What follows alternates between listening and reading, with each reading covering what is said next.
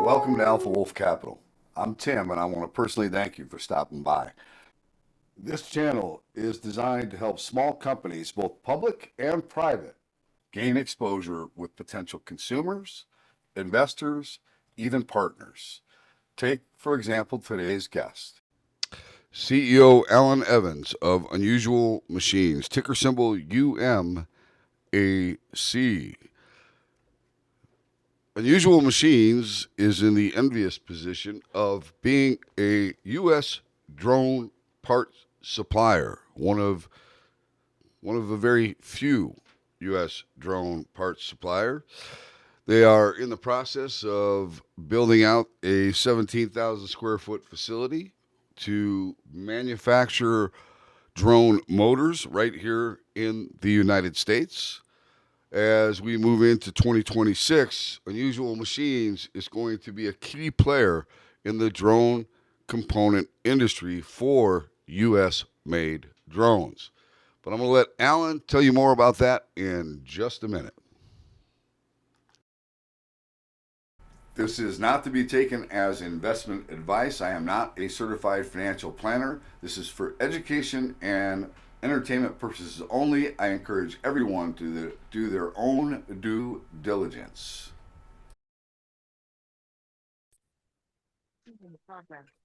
Hey everybody, Tim from Alpha Wolf Capital coming at you with another follow-up with UMAC because, well, they got a lot of stuff going on.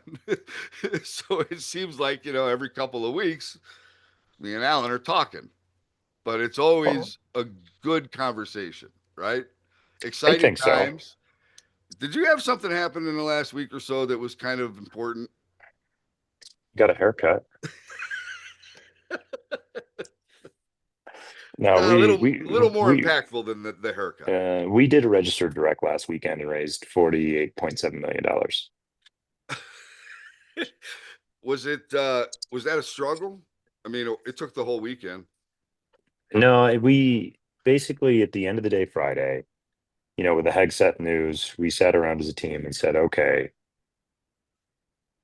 what does this change? And we said, oh, all right, we probably could use a little more money in the bank as we go after this, especially given the enthusiasm.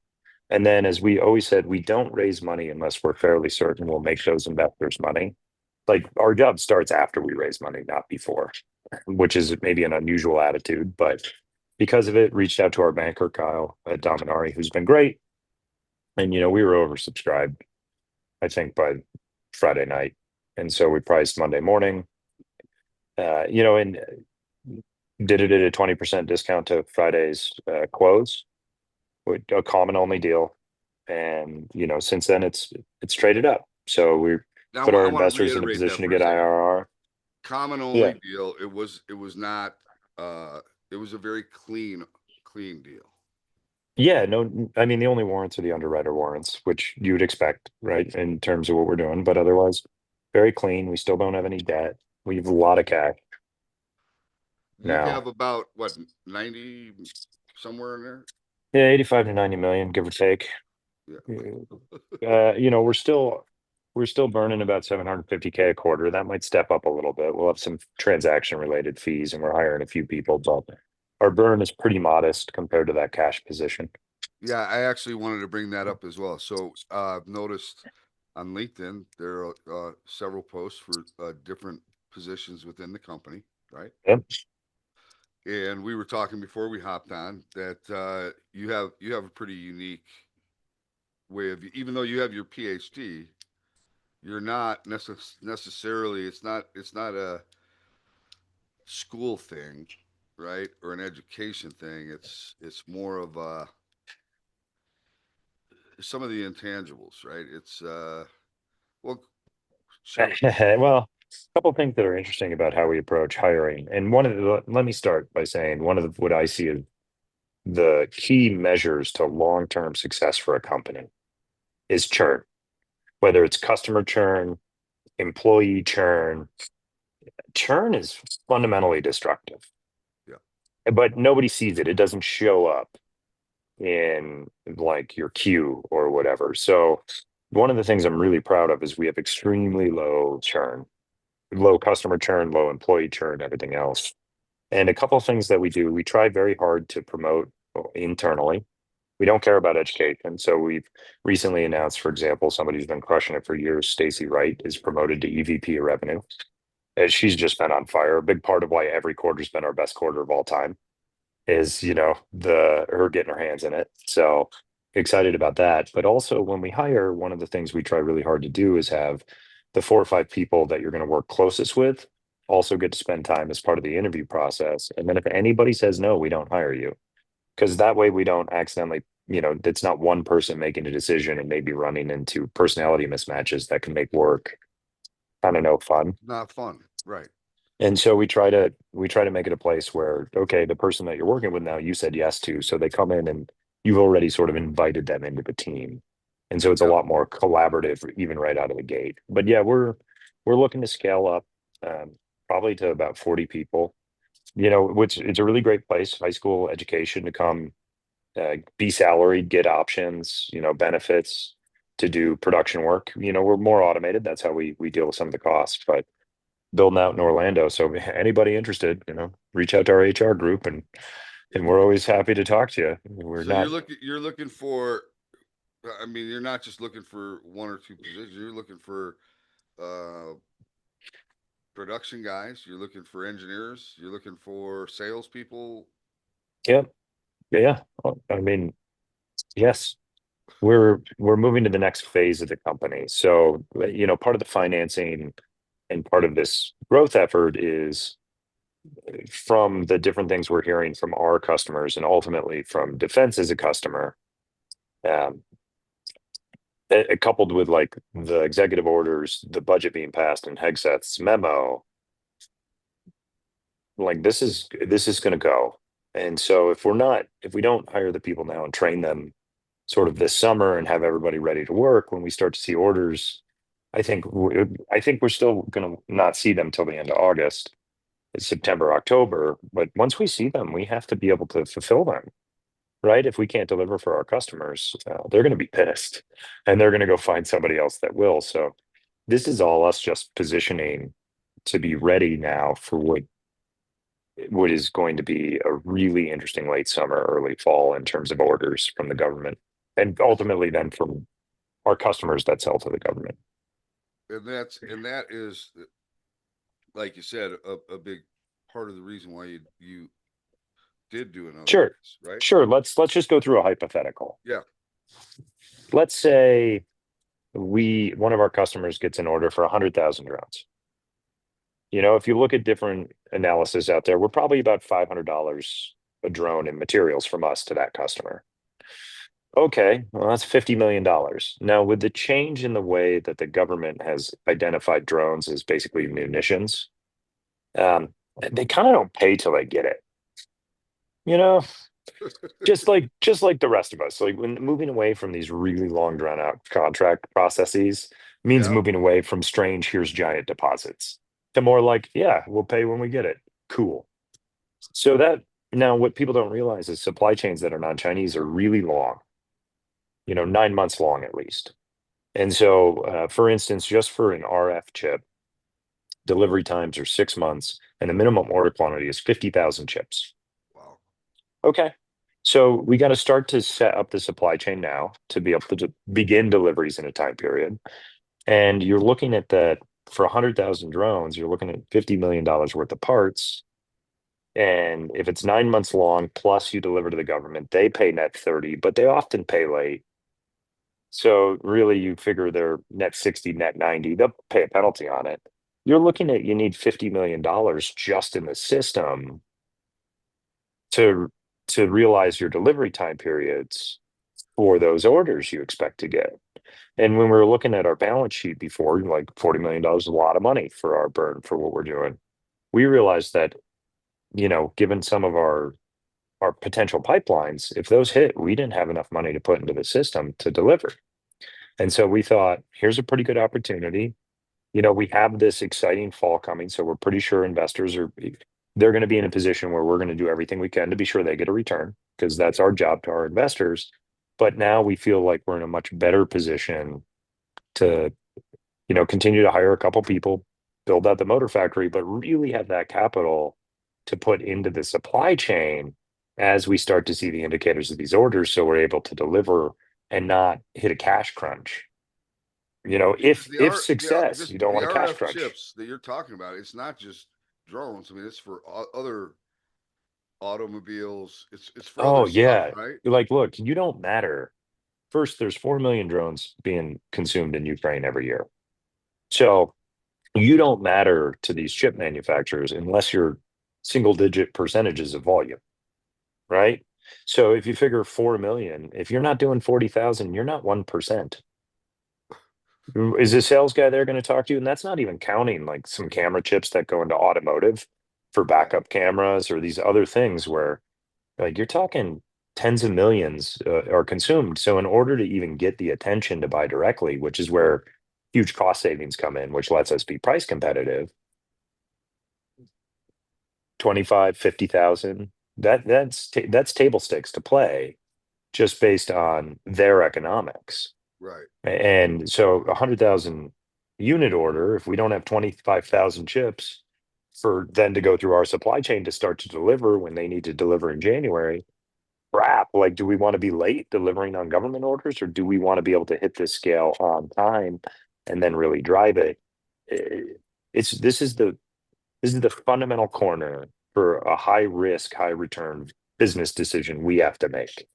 Do we believe that we're going to see 25,000 units or more ordered? If we do, we need to commit to our supply chain now to hit the front end of that delivery, where we know that if we get even larger orders, we have time to scale the supply chain on the back end. And so, given the HEGSEF change, what we're hearing from our customers from the DoD, we said, okay, let's put the money in the bank and say, we believe we're going to see at least 25,000 units ordered. Right. We could be Makes wrong, sense. but if we're right, we don't want to be jammed up. Right? If we're Absolutely. wrong, well, we've told everybody what we're assuming all the way along, and they can believe we're right or wrong otherwise. But if we're not able to deliver that, This is a perfect then we example of lose. this is a perfect example of you raise money when you can, not when you need to, right? I mean, if you wait You, until you need to raise money, that could be a very bad situation. that's a public markets attitude that I would definitely agree with. I look at this still more as venture. When you have the opportunity to put money to use to drive overwhelming outcomes, Yep. you take the money to drive overwhelming outcomes. And again, just like we have all the way along, we have to make some assumptions about what will happen. We're assuming the market turns on this fall. I'm still not, I'm assuming August, September for when orders happen. I don't think it'll be sooner because of when the budget got passed. So we're making an assumption it happens, and we have to commit to the supply chain already. We Yep. have to commit to the staffing already. And so there is some risk here. We're scaling in advance of marketplace indicators so that if those marketplace indicators show up, we are there. And Yep. if we wait, then we're too late. So Right. this is a this is a high risk, high return leverage moment for our company. Where if you believe what we believe and you believe that we're paying attention to it, there's a lot of opportunity here. And if we're wrong, well, then we have enough money and enough momentum to probably buy the winners. And that's fine too. Like that's our backup plan because they're all private companies. So Right. if in November we realize we lost, we can go have conversations with the winners and say, hey, look, liquidity and public stock. Like, what do you guys think? Should we? Uh, no, just like any good CEO going into a critical, event, every drone company, every drone parts company tell you right now they're sure they're going to win. We're sure we're going to win too. Like positive. Yeah. It turns out not everyone's going to win, but right now, everyone's confidence is through the roof.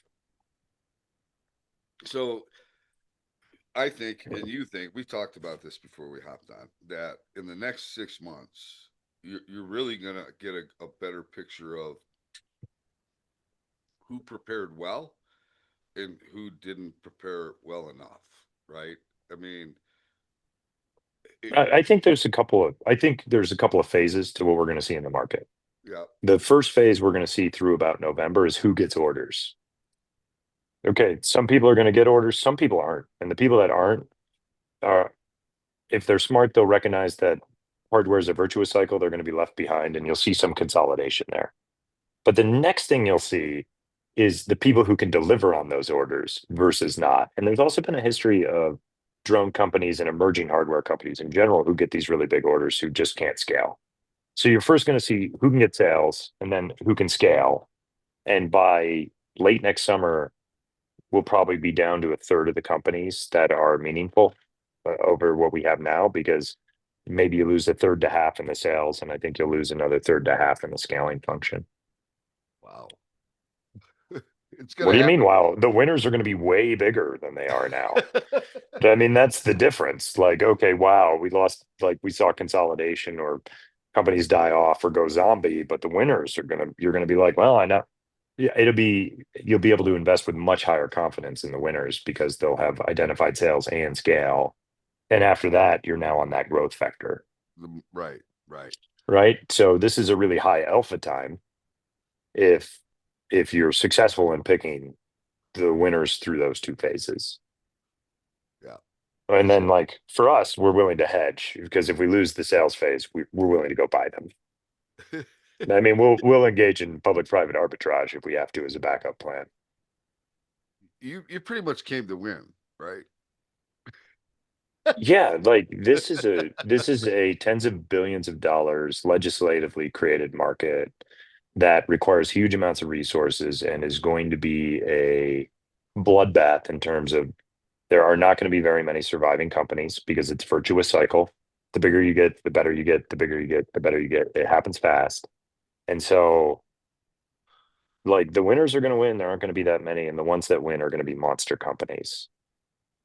Okay. So that's why we state our assumptions. We hold our conviction. We go after it. Hey, if we're wrong, we're going to be wrong hard. You know, like, but if we're right, we're going to be right hard. And that's part of, looking at what the Hegseth memo and the changes in the marketplace, we realized we didn't have enough resources to put into the supply chain to be right hard. Right. And so now we do. Now, is that going to change? Are we going to get spendy all of a sudden? No. There's not a lot of extra money here to go raise salaries or move away from our core, sort of pay a lot of attention to what our spend rate is. Now there is going to be some money to go fast or to clean up problems, as we absolutely need to, keep our customers happy. Right. So there'll be a little, it might show itself in slightly lower gross margins for a little bit as we bring stuff online and we have to credit it or do returns if maybe a batch of motors didn't work great or whatever. And so it does give us some cushion to address those things, but it doesn't fundamentally change our attitude toward how we spend money, and it can't. Like, it literally enables us to make the choice to go be a manufacturer. I think people dramatically underestimate how much money is in material flow for manufacturing. Yeah. I, I would think, yeah, there are probably a lot of people that are not real clued in to that aspect. Yeah. Here's a funny one. If you want a funny Okay. one, that's a totally different industry. If you look at Diageo, they make a lot of scotch, right? They're a Yep. global liquor brand. Yep. About 10% of their market cap is in barrels that require more than another year to age. Just think about that. Is like they're a manufacturer in a traditional industry. 10% of their market cap is what they need to have in stock sitting around, right? Like, manufacturing requires a huge amount of flow, and when you scale up is when it requires the most disparate financial disparity, because you have to put money in the system for revenues a year out to recover. So the faster the growth, the deeper the money in the system to enable that growth, so you get up to steady state. Yeah. It makes a lot of sense. And normally you would finance that growth through either vendor terms or supplier terms or whatever. But because there's no drone supply chain, there's no major drone company in the US. That means there's no, like, big gorilla that's able to finance it. So we get to be that gorilla. But that makes it a lot easier for people to buy from us, because you're going to buy from us where we can deliver at a reasonable price on time and, give you payment terms, effectively financing your order where we collect money on it? Or are you going to go put all your cash into a company where you don't know if they're going to run out of money or deliver on time, even Right. if the quality of the product's the same?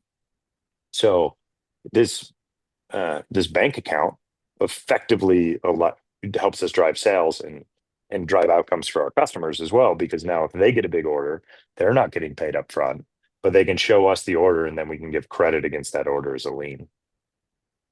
Yep. That makes sense. Alan, I got to tell you, man, anybody that's been watching the interviews that we do can learn an awful lot about running a business and how to look at a business, right? Hopefully. I mean, I just try to share insights so that people can at least understand the journey in real time and decide if they think I know what I'm doing or not. If I put out the assumptions, like, here's what we're doing and why. Could I be wrong? Yeah. But if I'm right, And you've been right. I think you've been dead on. And I mean, I said that since day one. We talked about, well, is it too early? Maybe, but sure looked like the timing was right to me, right?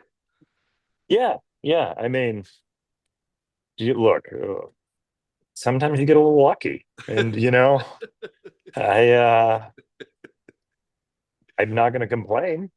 Yeah. But that's just pretty well positioned. I'm pretty excited about what we're doing. This feels like the last major gamble we have to take as a company, in terms of, really everything is saying, and we've all agreed, it's not just me, it's our entire team. Like, now is the moment. And so we're embracing the moment and we're going to go after it. If we're wrong about that, okay, we'll identify that we're wrong about it. And it really won't do that much damage to where we're at, you know? I Um, think what's awesome is that what you're demonstrating is the ability to quickly make decisions, right? And you and have take to. and take action. Oh yeah, speed of execution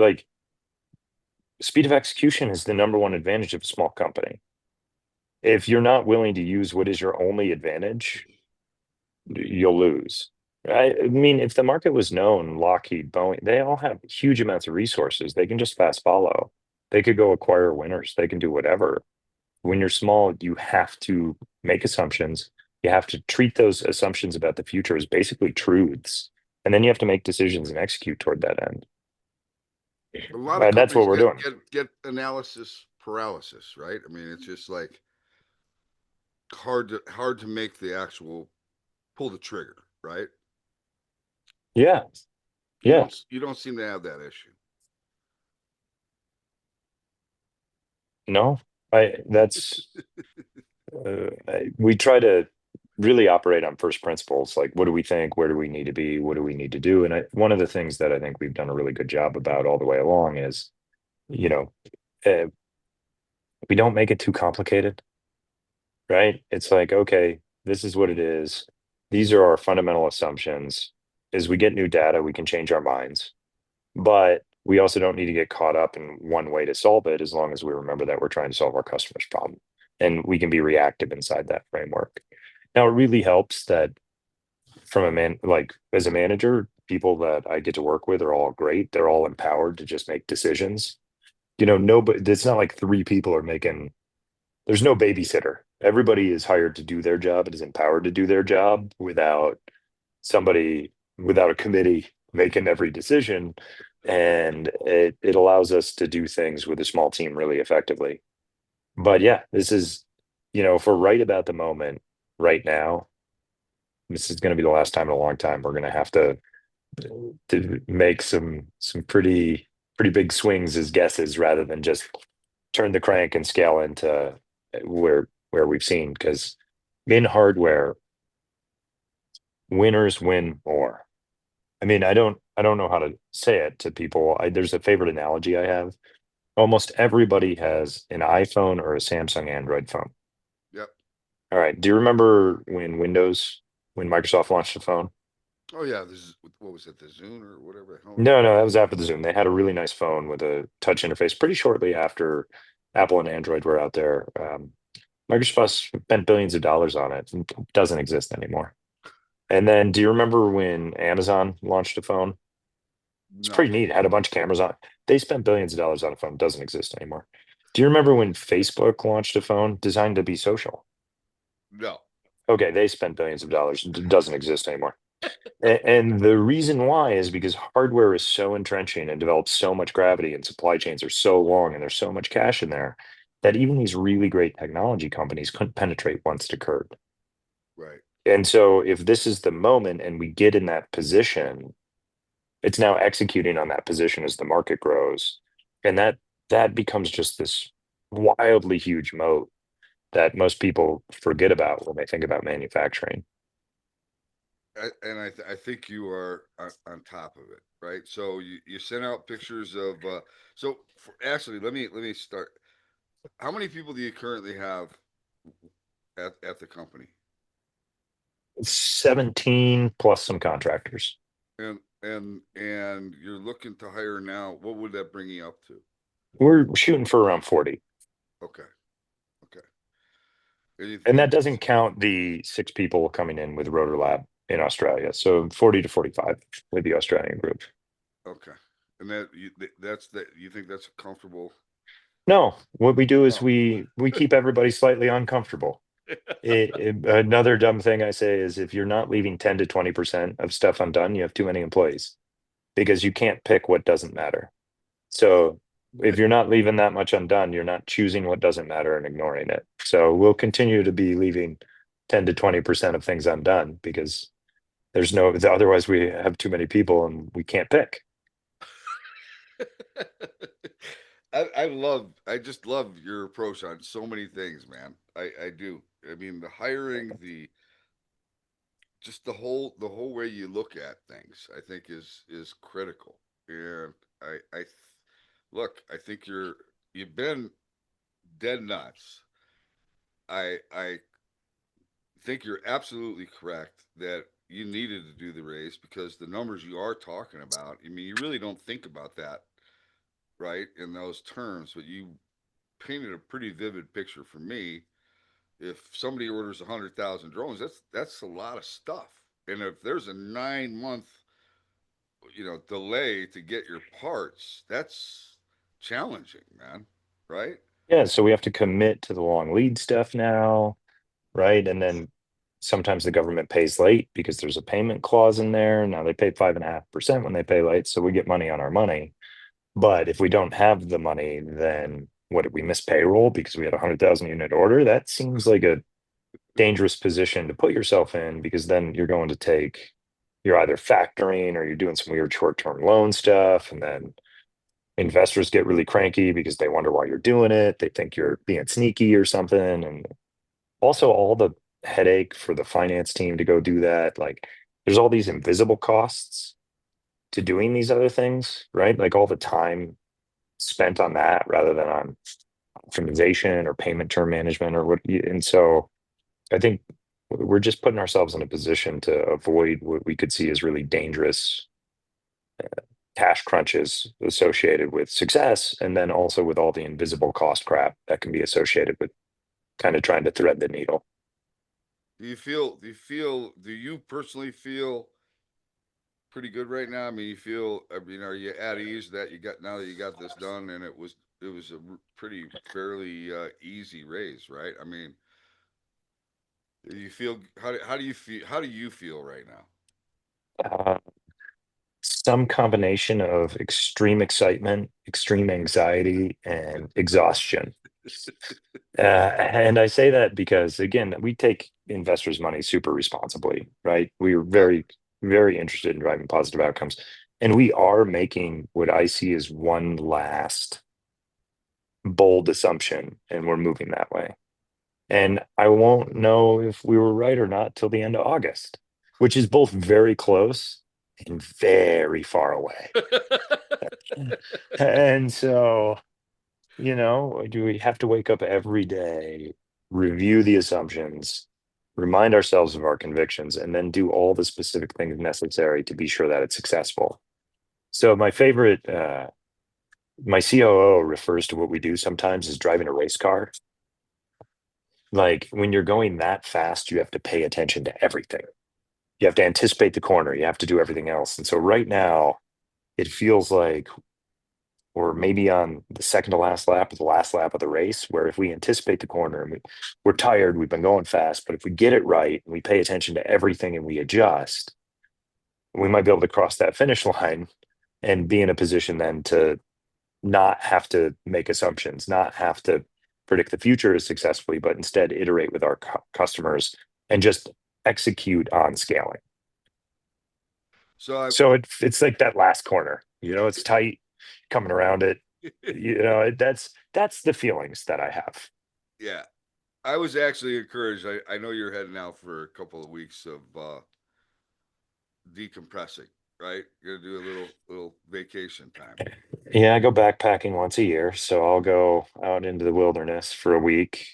Luckily, so this is something again back to HR. I require of at least all my senior staff, and it's sort of bled all the way down. I require everybody to take 2 contiguous weeks off a year. What that lets you do is it sort of lets you go hit the reset button. Again, back to the race car analogy. My COO, he jokes, he's like, we go full speed all the time. You just do a pit stop to change the tires. I'm like, exactly. Your tires get worn out, you get back out on the track. But we find it does a couple of things. First, it gives people enough time to fully shut down and turn back on and come back and like really contribute. The second thing, and this is the thing I always hate, people are always like, well, what if you get hit by a bus? Dumbest question on the planet. How do you take vacation is a way better question. And so when people are gone for 2 weeks, you build in all these redundancies. And so by forcing everyone on my staff to do it, there's no critical failure point because everybody's sort of cross trained.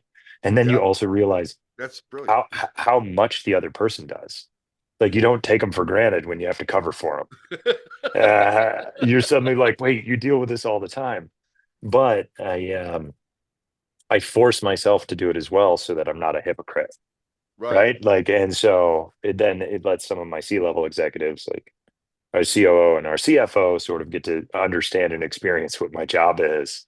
And thankfully, they still appreciate me. So, you know, but yeah, so I follow my own rules, but it does a really good job of uh, building a really resilient company and a leadership team where uh, if there is something that goes wrong or somebody gets a really great opportunity and moves on or whatever, there's no longer this gaping hole. Like there still is. The hole's bigger because they're part of the fabric of it all, but you kind of know how to fill it in and where, and you can adjust.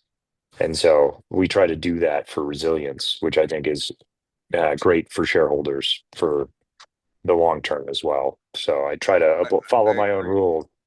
I agree 100%.